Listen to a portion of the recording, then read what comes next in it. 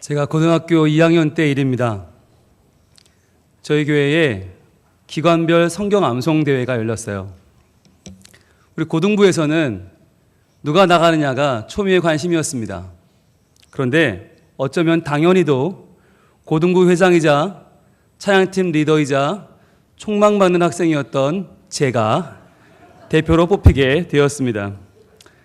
그래서 성경 한 장을 다 암송하는 대회였는데 얼마나 어려웠던지 제가 노트에 직접 제 손으로 성경 말씀 옮겨 적은 다음에 학교를 가는 길에도 외우고 점심시간에도 외우고 쉬는 시간, 끝나는 시간 계속 그걸 외우고 다녔어요. 한 달 동안 외웠는데 교회 가서는 티내기가 싫은 거예요. 그래도 내가 고등부 대표인데 막 연습하는 게 좀 보이가 그래서 그냥 멀쩡히 있었어요. 근데 애들이 불안한 거예요. 야, 너 다 외웠어? 너 준비됐어? 그래서 걱정하지 마. 야, 성경 한 장 외우는데 뭘 이렇게 야, 그냥 하면 돼. 애들이 불안한 거예요. 게다가 고등부 대표인데 쟁쟁한 애들이 많았거든요. 나가고 싶어 애들이 많았는데 저를 시기와 질투의 눈빛으로 봤던 것 같아요. 날짜가 다가와서 당일이 됐습니다.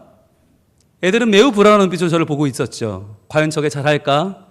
그런데 이제 7시가 예배예요. 저녁 예배인데 6시가 돼서 저녁을 먹고 나왔는데 한 친구가 제 손을 잡아 끌어요. 그러더니 고등부실로 데려가더니 문을 딱 잠그는 거예요. 그러면서 야, 너 해봐. 그러는 거예요. 뭘 해? 그랬더니 너 외워봐. 그러는 거예요. 그래서 야, 내가 네 앞에서 왜 외워? 걔는 저랑 라이벌이었거든요.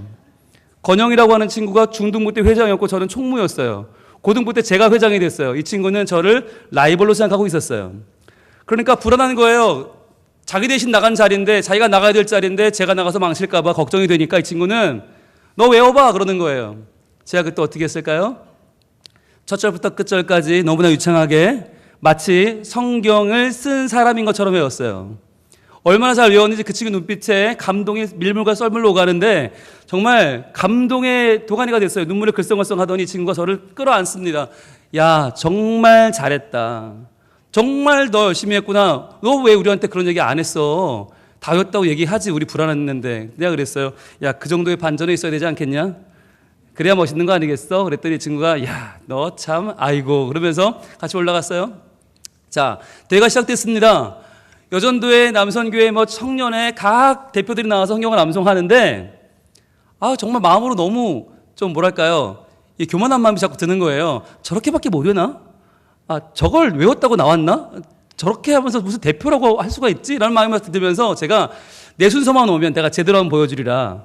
그러면 생각이 든 게 내가 1번이었어야 한번 쫙 하고 나면 다들 나 안 할래요. 고등부 1등 끝 이랬어야 되는데 제가 너무 뒤인 거예요, 순서가.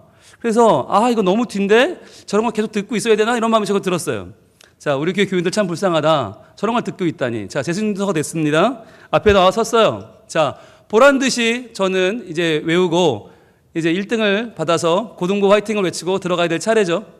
그 순간 딱 보는데 모든 그 어른들의 눈빛이 저를 바라보고 있고 처음이죠. 이 자리에 서본 거는.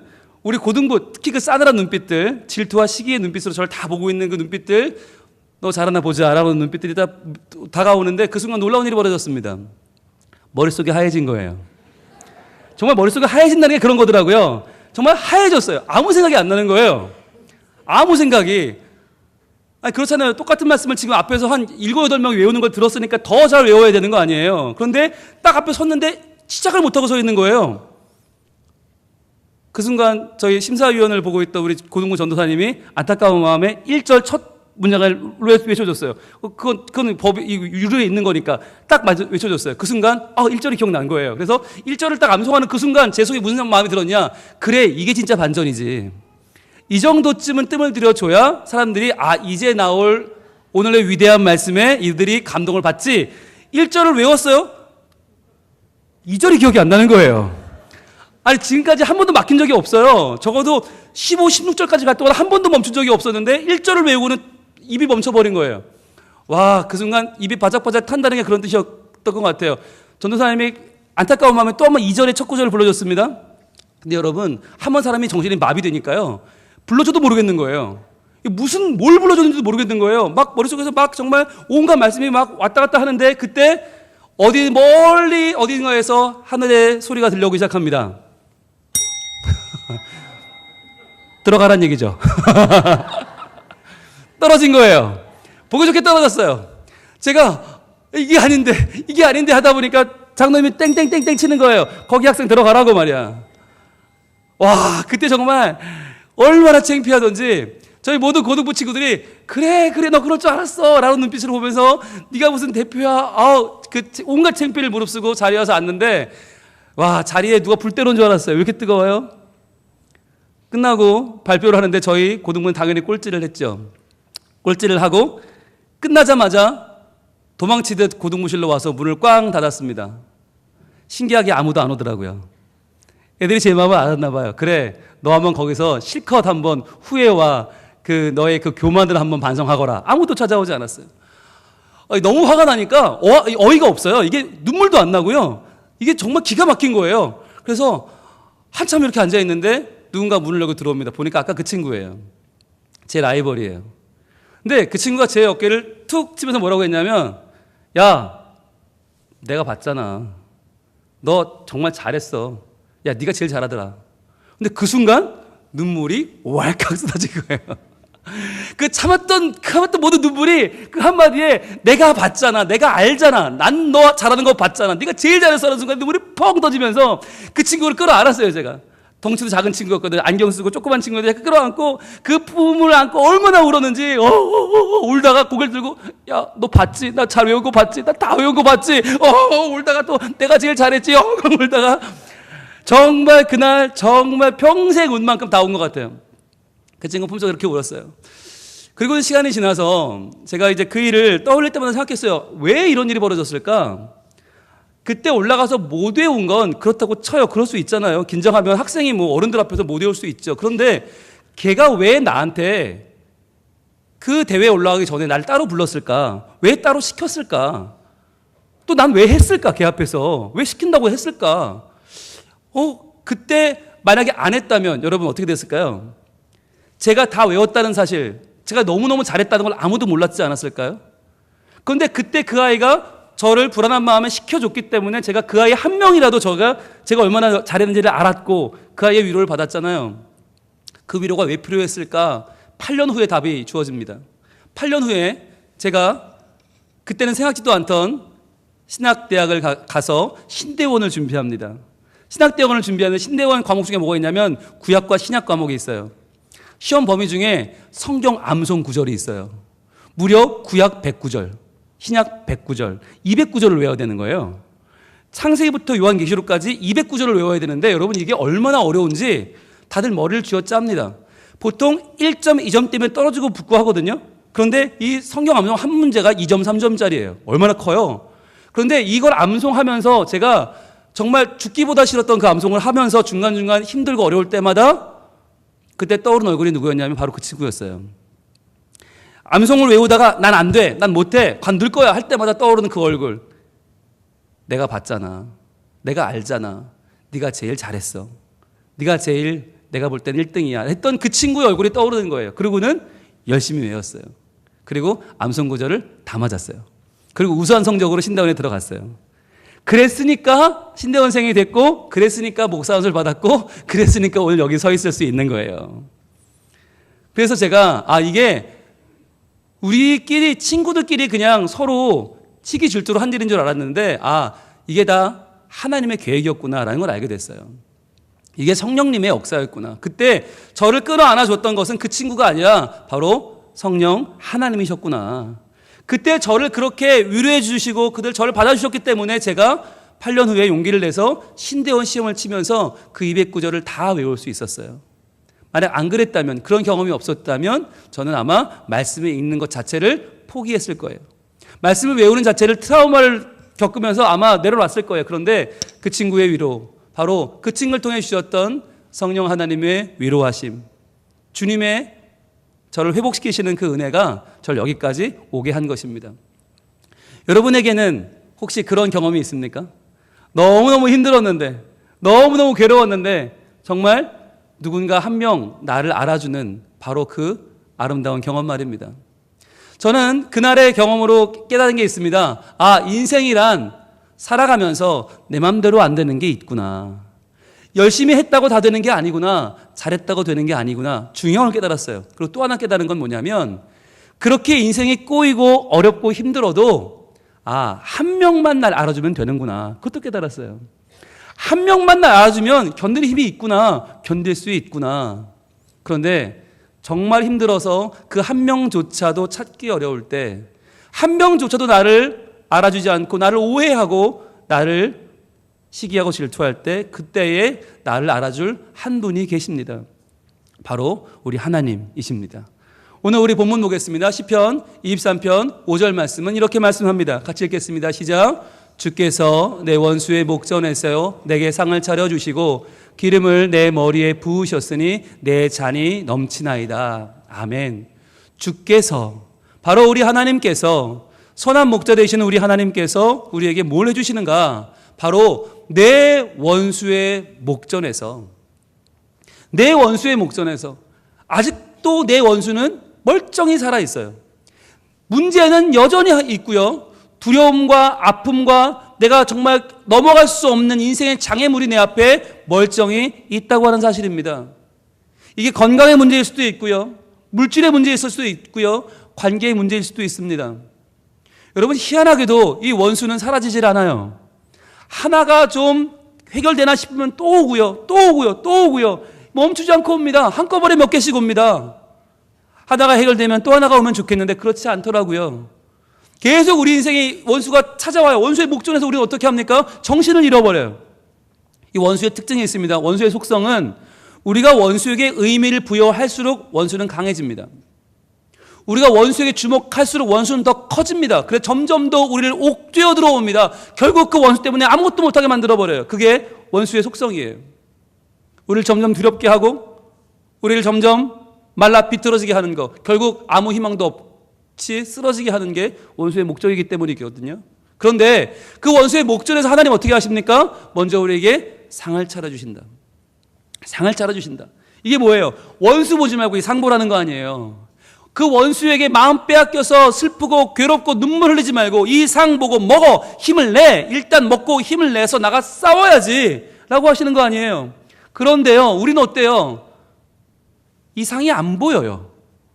원수밖에 안 보여요. 계속 그 원수에게 마음을 빼앗겨요. 그래서 계속 마음속으로 또 지고 또 지고 또 지고 또 아파하고 또 괴로워하고 또 눈물 나고, 이 상이 중요한 게 아니라 우리 이게 안 들어와요. 이게 지금 먹을 힘이 없어요. 우리 먹을 기력도 없고요. 먹을 마음도 없어요. 그럴 때 그 답답한 우리에게 주님 어떻게 하십니까? 특단의 조치가 있습니다. 바로 기름을 부어버리는 거예요. 기름을 부어버리세요. 주께서 내 원수의 목전에서 내게 상을 차려주시고 기름을 내 머리에 부으셨으니, 기름을 그냥 하나하나 바르는 게 아니라 부어버리는 거예요. 왜요? 이 기름 부음을 통하여서 머리부터 온 얼굴과 온 머리와 온 몸이 다 그 입으로 젖으면서 우리는 뭘 하게 될까요? 깨닫는 것이에요. 각성하는 것이에요. 저 원수가 내게 중요한 게 아니야. 저 원수가 중요한 게 아니라 저 원수의 목전에서도 상을 차려주시는 주님이 더 중요해.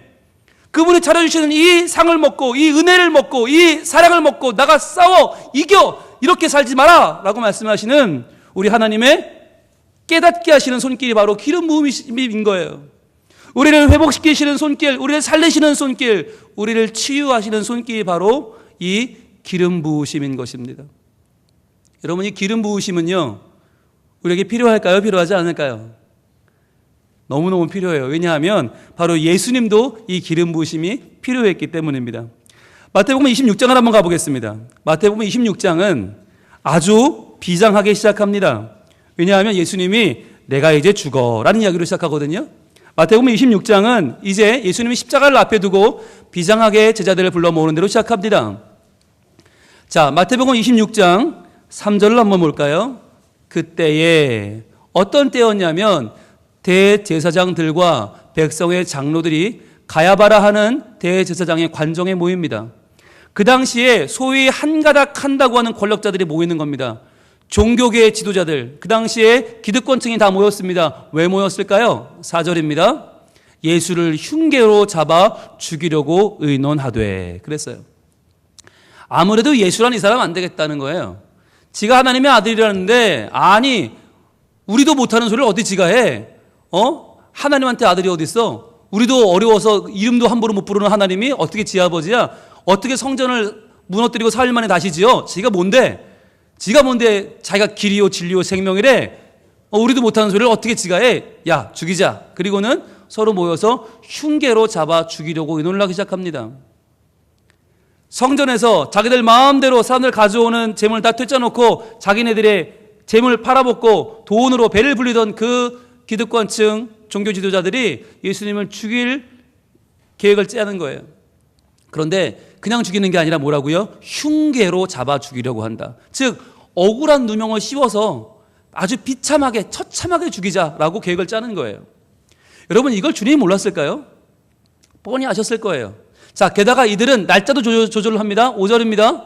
이렇게 말을 합니다. 말하기를 밀란이 날까 하노니 명절에는 하지 말자 하더라.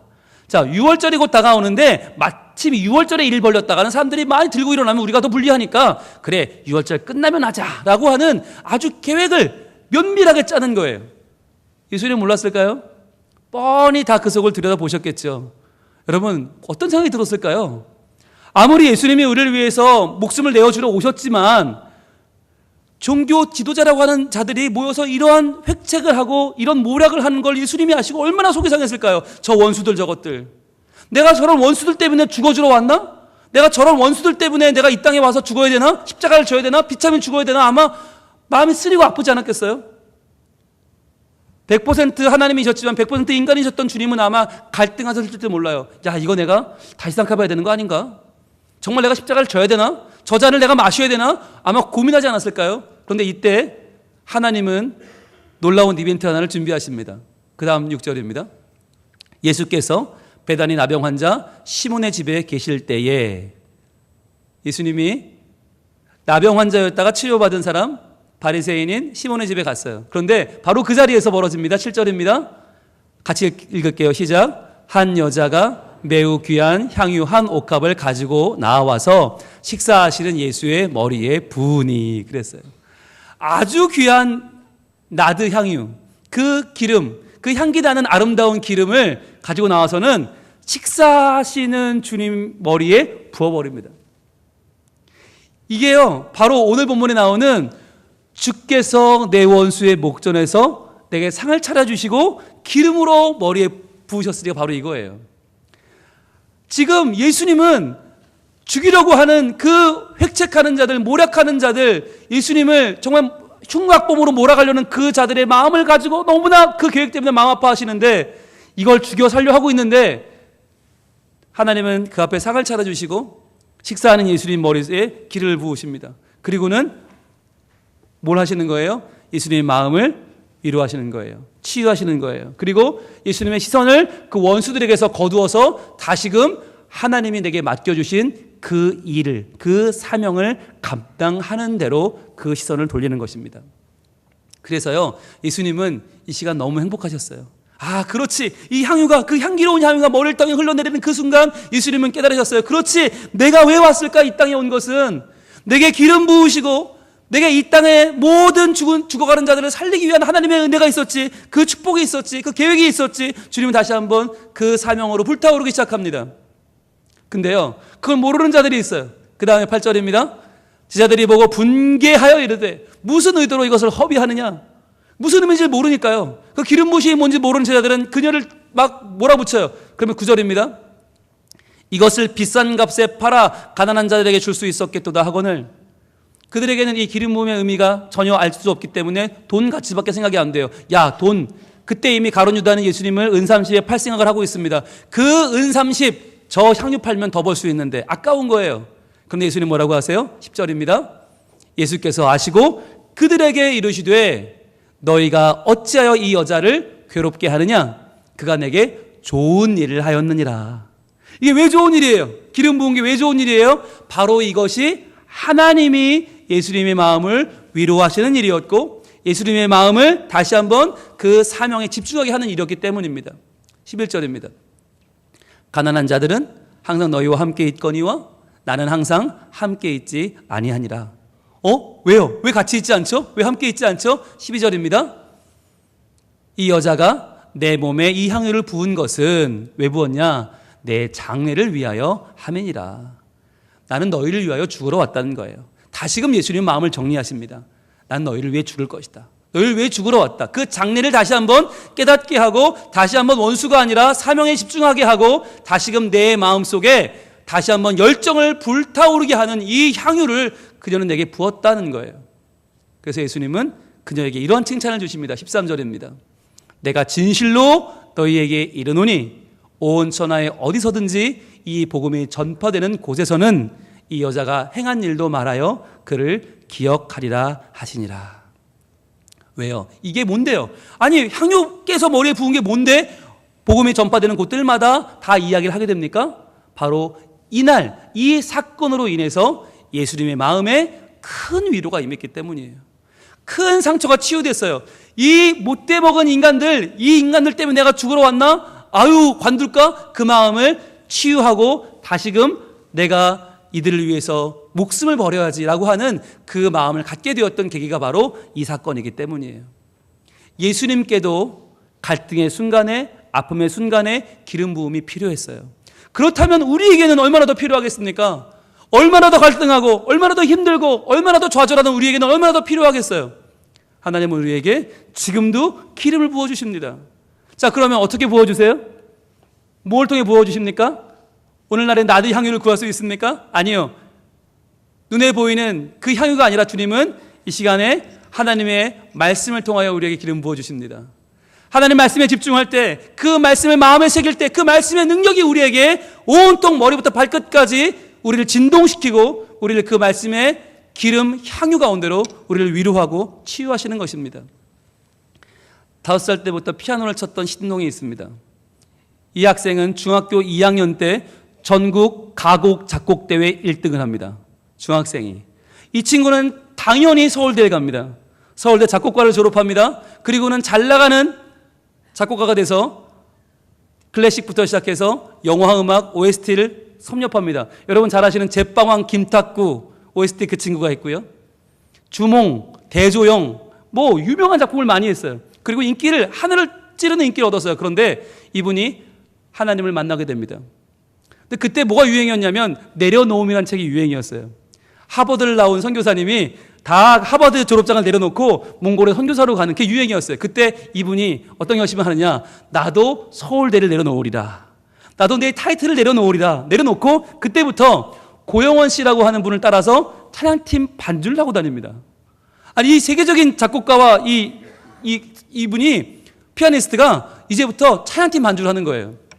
그런데 이분이 고영원 씨를 따라서 캐나다까지 갔습니다. 거기 가서 정말 많은 공연을 하고 많은 노래를 만들었어요. 이분이 만든 노래가 축복하노라라고 하는 박정호 씨가 부른 찬양도 이분이 만들었고요. 왕이신 나의 하나님, 유명한 곡이죠. 그리고 내가 너를 사랑함이라, 이런 곡들을 만들었어요. 이분이 누구냐면 신상호 씨라고 하는 작곡가인데, 이분이 어느 날 문득 자기를 돌아봤어요. 그랬더니 놀라운 사실, 오늘 먹을 양식이 없는 거예요. 오늘 먹을 게 없어요. 수저에 돈이 한 푼도 없는 거예요. 그때 이분이 캐나다까지 고영원 씨를 따라가서 고영원 씨랑 같이 살았는데, 고영원 씨도 돈이 없고 자기도 돈이 없고, 아니 둘 다 그렇게 주님께 헌신했는데 좋은 곡을 많이 쓰고 반주를 정말 하루에도 몇 번씩 집회를 하고 정말 하나님께 헌신했는데 오늘 먹을 양식이 없는 거예요. 둘 다. 그 순간 이 너무너무 어려운 삶을 살아가던 이 신상호 씨가 하나님을 버리기로 작정합니다. 하나님은 없다. 아니, 내가 서울대 졸업장까지 내려놓고 주님께 헌신했는데, 그렇게 내가 세상의 모든 영광을 내려놓고 주님께 찬양 사역자로 헌신했는데 이게 뭐냐? 이게 뭐냐 대체. 그리고는 영적인 침체에 빠져들기 시작했습니다. 그리고는 그는 이제 난 찬양 사역 그만둘 거야, 하나님 안 믿을 거야 라고 하는 그 순간 습관을 따라 하던 큐티 시간에 그는 성경을 펴니다. 아무런 감흥 없이, 아무런 기대 없이 폈던 그 말씀 한 구절이 그에게 기름 부음으로 임하게 됩니다. 그 말씀이 바로 고린도전서 15장 10절입니다. 고린도전서 15장 10절. 그를 살린, 신상호 씨를 살렸던 그 말씀 한 구절, 바로 고린도전서 15장 10절 말씀. 우리 한번 같이 볼까요? 같이 읽습니다. 시작. 그러나 내가 나 된 것은 하나님의 은혜로 된 것이니 내게 주신 그의 은혜가 헛되지 아니하여 내가 모든 사도보다 더 많이 수고하였으나 내가 한 것이 아니요 오직 나와 함께 하신 하나님의 은혜로라. 아멘. 이 말씀을 읽고 그가 성령의 기름 부으심을 경험합니다. 아, 지금까지 나는 내가 내려놨다고 생각한 거예요.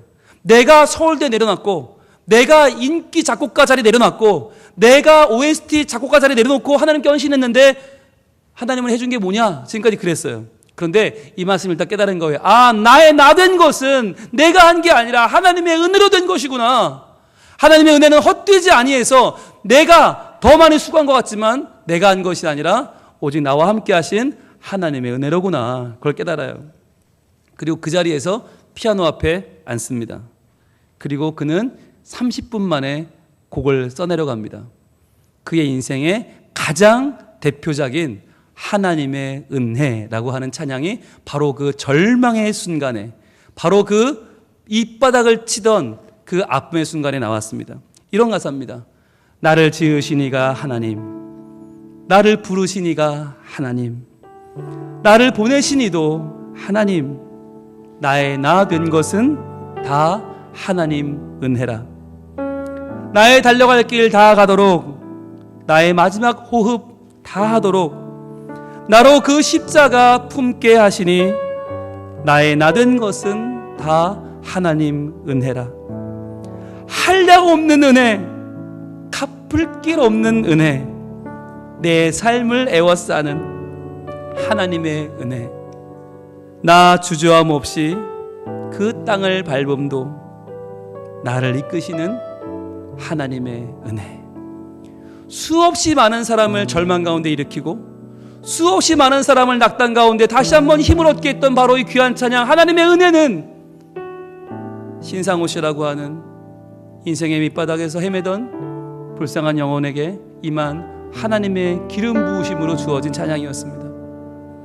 지난 12일 신상호 씨는 간암으로, 지병으로 별세했습니다. 돌아가셨어요. 그런데 그는 돌아가셨지만 한국교회는 그의 찬양을 기억하고 더 많은 사람들이 그 찬양 가운데 은혜를 누리고 있습니다. 우리는 이 땅을 떠날지라도 하나님의 기름 부으심은 이 땅에 남아서 더 많은 심령을 변화시킬 것입니다. 여러분 기대하십시오. 지금 내가 힘듭니까? 지금 내가 괴롭습니까? 지금 내가 문제 가운데 있습니까? 그렇다면 그 자리가 바로 다시 한번 성령의 기름 부으심이 있는 자리인 줄 믿습니다. 다시 치유받읍시다. 회복받읍시다. 다시 일어납시다. 그래서 내 원수를 뛰어넘어 내 사명을 이루는 하나님의 사람으로서 다시 한번 우뚝 서기를 우리 하나님 원하고 계십니다. 우리 함께 찬양할까요? 하나님의 은혜 고백합니다. 나를 지으시니가 하나님, 나를 지으시니가 하나님, 나를 부르시니가 하나님, 나를 보내시니도 하나님, 나의 나 된 것은 다 하나님 은혜라. 나의 달려갈 길, 나의 달려갈 길 다 가도 나의 마지막 호흡 다하도 나로 그 십자가 품게 하시니 나의 나 된 것은 다 하나님 은혜라. 고백합니다. 한량 없는 은혜, 한량 없는 은혜, 갚을 길 없는 은혜, 갚을 길 없는 은혜, 내 외로운 삶, 벅찬 삶을 애워싸는 내 삶을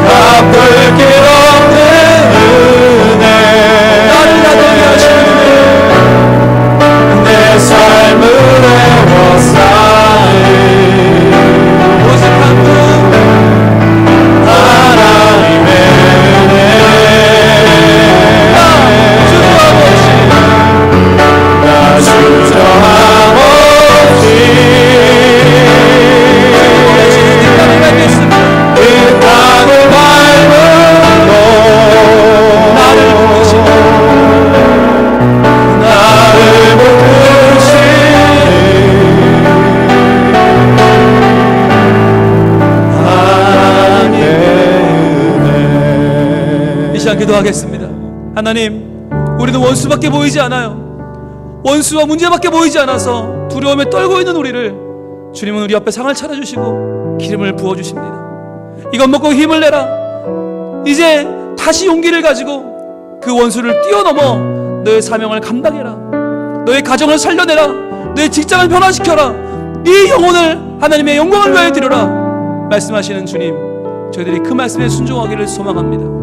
주님, 내게 기름 부어주시는 그 하나님을 의지하여 다시 한번 주의 영광 위에 살게 하여 주시옵소서. 주여 한번 외치기도 합니다. 주여, 우리 가운데 하나님의 은혜가 임하기를 소원합니다. 주여, 기름을 부어주시옵소서. 주여, 기름을 부어주시옵소서. 주여, 아버지 하나님, 주여, 우리는 원수가 아직도 고민하며, 아직도 절망하며, 아직도 두려워하며, 아직도 떨어졌습니다.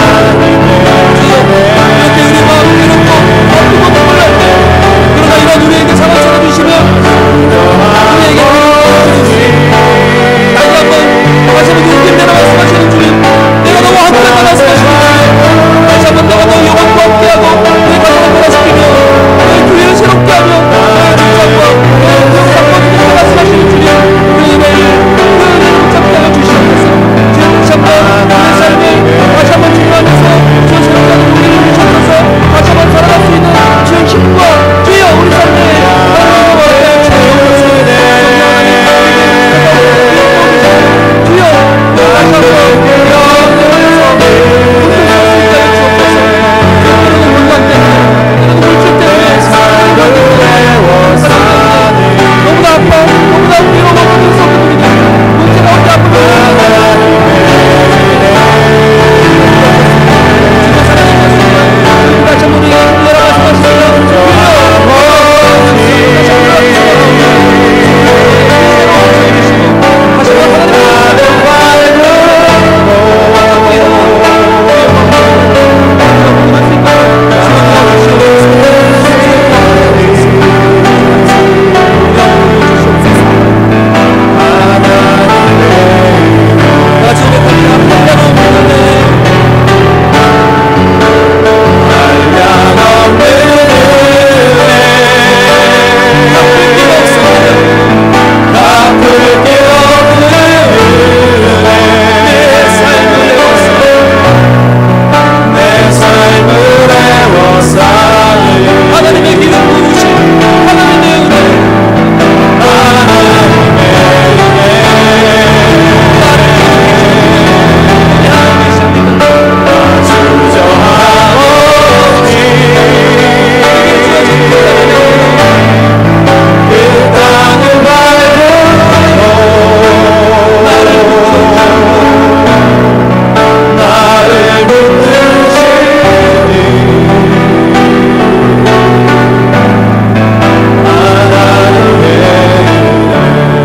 나를 붙드시는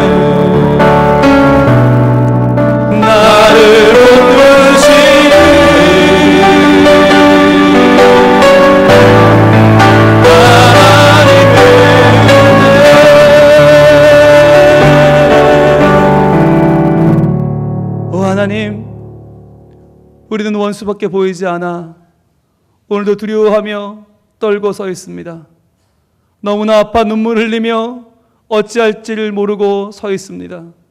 그러나 이러한 우리를 주님 사랑하시고 우리에게 상을 차려주시고 우리에게 기름을 부어주시니 하나님의 은혜를 찬양합니다. 주여, 다시 한번 그 기름 부어주시는 그 은총 가운데 저희들 회복되게 하여 주시옵소서. 다시금 치유받게 하여 주시옵소서. 다시 한번 용기를 내게 하여 주옵소서. 그러게 우리에게 주어진 이 아픔과 고난과 쓰라린 현실을 다시금 이겨내게 하여 주시옵소서.